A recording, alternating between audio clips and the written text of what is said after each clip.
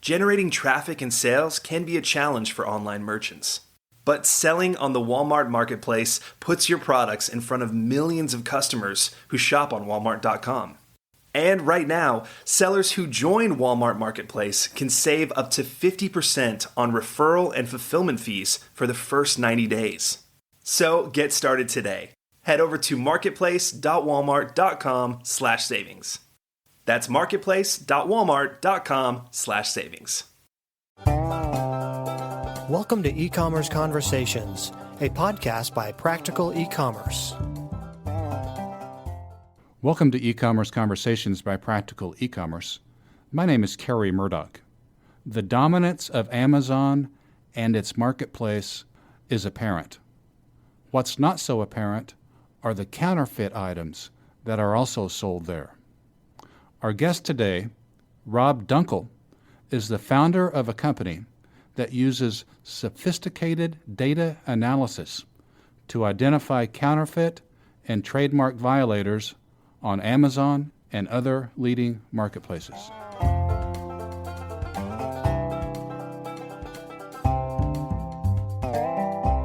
Well, Rob, thank you for your time today. Oh, thank you very much for having us. Rob, we're looking forward to visiting with you today about the existence of counterfeit items and trademark violations on leading online marketplaces such as Amazon, Amazon being the biggest American marketplace. Your company is 3PM Marketplace Solutions, and you provide solutions to brands and manufacturers and other clients to help them detect counterfeit items on these marketplaces. My first question for you today is, how can you tell if a listing on a marketplace is counterfeit or not? Okay, well, it starts with the platform that we've created, and it allows our clients the most efficient ways of visualizing who is selling their products and how their brands and trademarks are being represented on marketplaces such as Amazon. And what really separates 3PM is our technology and data approach. So we collect a complete data set that allows us to build models to identify fraudulent activity. Now, what does that mean? When we think about a complete data set, we're looking at things like what the third-party seller's history is. Have they sold products that had a high counterfeit rate? Or do we see on a product review, do we see concerns of counterfeit? And what we'll look at is who is selling that product around the time that that product was purchased, and we'll analyze that seller to find out, hey, do they have any seller feedbacks that could correlate with this? So we're constantly analyzing data to really truly get insights on who is selling your product. Rob, I was visiting recently with a Amazon observer, and very knowledgeable on Amazon, the workings of Amazon. And he told me that he called counterfeiting the open secret. It's the term he used amongst Amazon folks.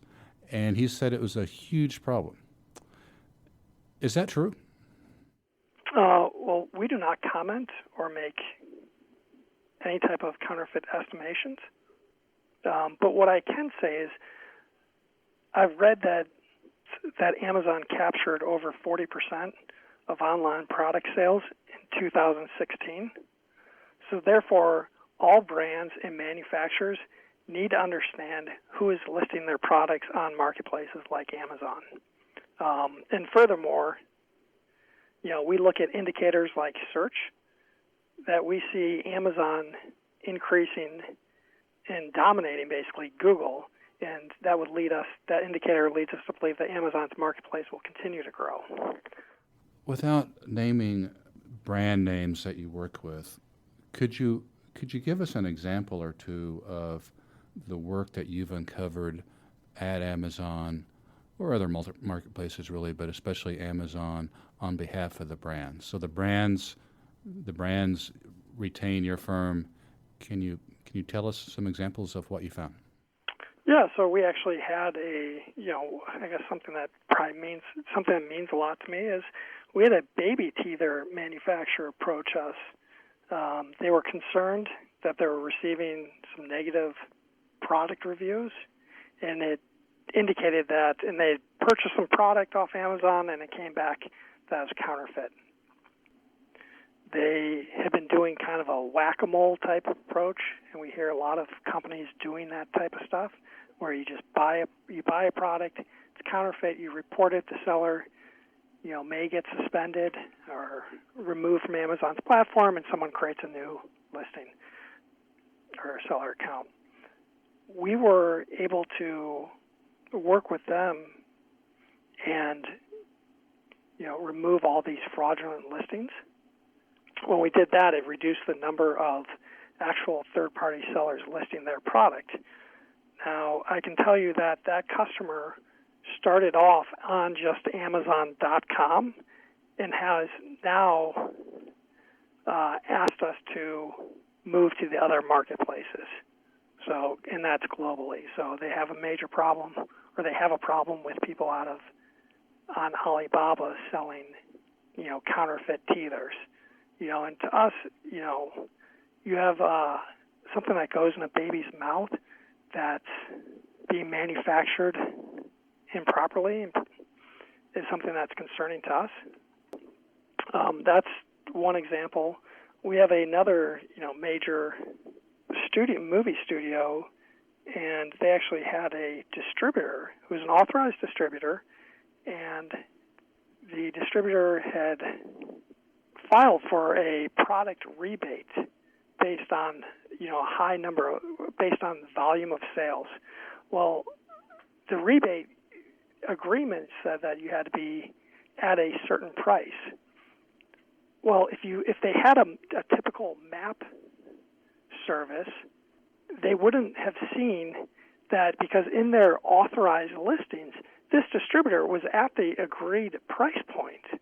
However, 3PM had found another listing which was considered fraudulent that this distributor was in, and they were $20 below the agreed price. And we had evidence, pretty much every day of them listing this product at that price, which was against against their agreement, is truly fraud. And so by having being able to see everything that's happening with your brand and your sellers, you're able to paint a bigger picture. Say a brand, another sort of hypothetical here, but say a brand retains you, and you, perhaps one of the examples you just cited, your company finds counterfeit products. What happens then? So you, again, we're using Amazon, but you identify products that you suspect, that your company suspects are counterfeit. Then what happens? Okay, so for example, a brand has decided to hire us. So we'll create an account for that customer, and within at their convenience, we will do a 30-minute training session with the person from that company. And an example of a recent would be, we have a pretty very well-known apparel manufacturer, and we did a 30-minute training, and the next day they reported over 1,000 trademark violations. Our platform will report those violations on behalf of the brand to the marketplace operator, and then we'll track to make sure that those listings are removed from that marketplace. So the client is responsible. You report your findings, if I could explain it that way, and the client is responsible for approaching the marketplace and reporting that to the marketplace. We have multiple options, but we can either submit it on behalf of the brand. The brand would have to give us authorization to represent them and provide us with their trademarks. Or the brand can actually report them themselves. So either way, but we will provide the report for the brand to submit to the marketplace operator. What does the marketplace typically do in your experience? So in your estimation, there's a counterfeit product, either you or your client submits it to, let's say, Amazon. What does Amazon typically do? Do they act on it? Do they not? Yeah, no, Amazon's been, very responsive to our reports. And I think one reason why is that the data that we're providing is accurate, and we understand the process, and Amazon doesn't want, if something's fraudulent or something's happening, they don't want it on their, listen, their sales are tremendous. They don't need this stuff, nor do they want this stuff on their marketplace. And so they're very responsive to us, reporting various problems. You say responsive. What does that mean exactly? Do they remove the listing immediately, or? Yes. Is it an automated process? Amazon is famous for having automated customer service. Do you actually talk to a person, or is it an automated submission? Once we submit it, we don't really. It's not something that we're involved in. But I think over time, when you are accurate, we're trying to do the right thing. So when we submit something, if it's a trademark violation, we'll actually take a screenshot and we'll preserve any evidence or anything that needs to be used at a future date. So if, for example, we report a trademark violation and someone actually changes or fixes that trademark violation, we have evidence of the trademark violation occurring. Does that typically, in your experience, does that typically stop a trademark violator or a counterfeiter? So your company finds evidence that appears that a company is doing one of those two infringements. Amazon acts. Does that typically make that illegal seller, go away? What I've read, and I don't have insights into what Amazon's actions as far as how they manage those third-party sellers, is that, and this is all public information that we can all see, but if there is a seller out there that continues to create problems for Amazon, it's believed that Amazon will suspend or remove that seller. But I can tell you, if you are infringing on our client's brand, and quite often you've got to understand that these infringements that we're reporting, these aren't our client's authorized listings. These are people who are trying to avoid, say, Amazon's detection or prevention of these problems. So they're doing something to avoid being identified as a bad seller. Are you aware of those individuals ever being prosecuted? I know that different marketplaces have taken actions against third-party sellers. I think there are some brands who have taken, and most recently you're seeing it more and more often, brands taking actions against a third-party seller for whether it's counterfeit or what they're, going after them for. Nobody wants this stuff, including the marketplace operators. Amazon has to be one of the most sophisticated data algorithm companies on the planet. Why doesn't Amazon do what you're doing? It's interesting that you say that, because when we talk about competitors, there isn't a brand protection company or a supply map company or supply management or that I would consider a competitor. I look at companies like Amazon as someone who, this is a very complex problem. This is something that I've dedicated the last 4+ years trying to solve. The people on our team are some of the top people in the industry. So that, I don't think this is something that Amazon says, we wake up tomorrow and we can solve this problem. I think the marketplaces have become so successful, and if there's a problem, it's because of their success. And I think the other aspect, one aspect could actually be because we have to, say, collect the data from what the user sees, we're looking at it from a user perspective versus using our internal data. Again, I don't think this is something that Amazon's not trying to do. I think it's a very complex problem. You think about how many thousands and thousands of brands sell on marketplaces, and then, trying to figure out which belongs to what trademark, or, it's very difficult.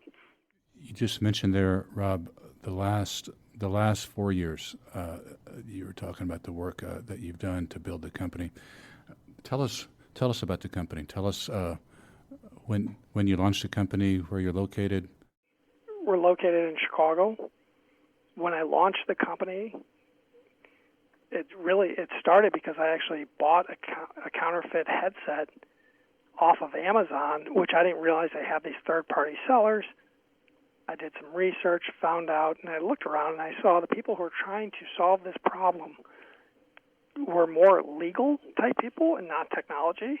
And so at the time I was working with one of the higher profile trading firms here in Chicago, and I thought, hey, we could take the same approach that we do in trading and do it for the marketplaces.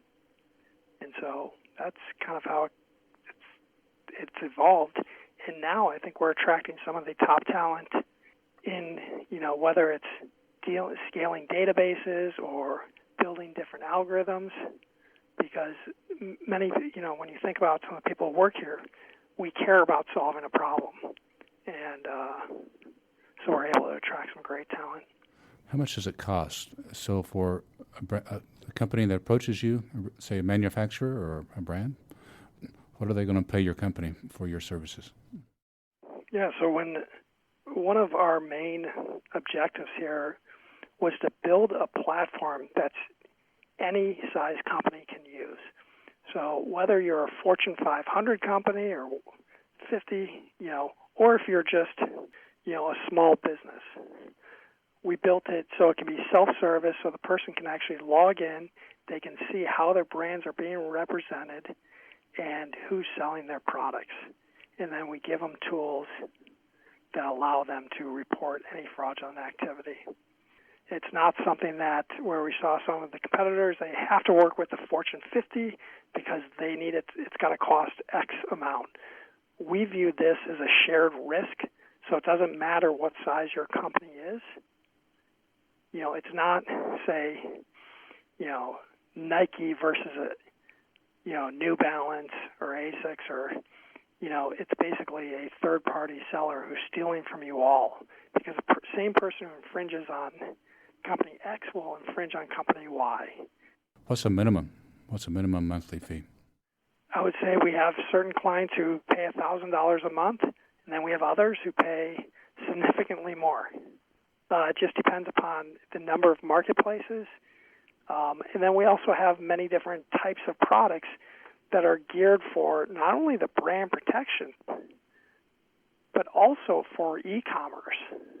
So, like, if you're a person who's trying to protect your brand, they're probably going to report different fraudulent activity. Someone who's in e-commerce, they may want to know who's breaking their MAP policy.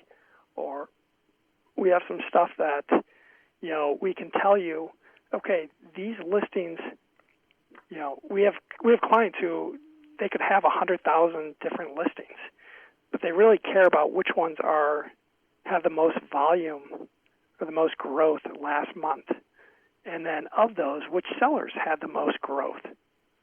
So if we see a seller who's just launched and now all of a sudden he's got 300 feedbacks, and he's got 20,000 or 1,000 products in his storefront, it's a little suspicious. So I've got to ask you, where does the name come from? 3 p.m. Third-party marketplace. Got it. All right. So very simple. It's not time. It's one of those things that I always have people say, hey, let's do it at 3 p.m. Or what time? Oh, I guess you guys leave at 3 p.m. It's third-party marketplace. Okay. Tell us the website for listeners that want to check you guys out. How can they learn more about you? 3pm.ai. That's the number 3pm.ai. Yeah, artificial intelligence. Oh, I okay. think we are one of the first companies to address marketplace sellers and try to understand using different technology. We just have another minute or so left here, Rob. Have we missed anything? For any brand or manufacturer out there, if you're having problems, give us a call. Quite often the data can tell the story of what's occurring, and we're here to help you. And I think the marketplace operators, the reality, they're huge. And it's sometimes challenging to get things done or, report different violations. We try to make things as efficient as possible for the brand or manufacturer. Well, for purposes of our listeners, I've been visiting with Rob Dunkel. Rob is the president and founder of 3PM Marketplace Solutions. That's 3pm.ai, the number 3pm.ai. And Rob Dunkel, I want to thank you, sir, for your time today. Hey, well, thank you very much for having us.